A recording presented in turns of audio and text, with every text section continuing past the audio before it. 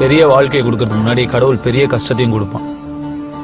இந்த உலகத்துல சமாளிக்க முடியாத பிரச்சனைன்னு எதுவும் இல்லாம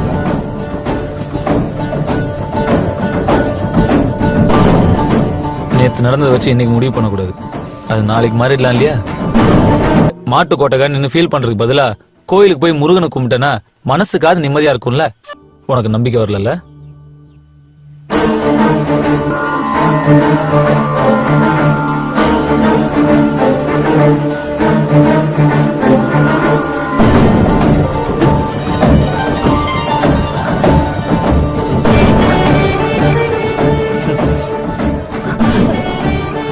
இப்ப நடந்துச்சுல அதிசயம், அந்த மாதிரி உன் கல்யாணமும் நிச்சயம் நடக்கும்.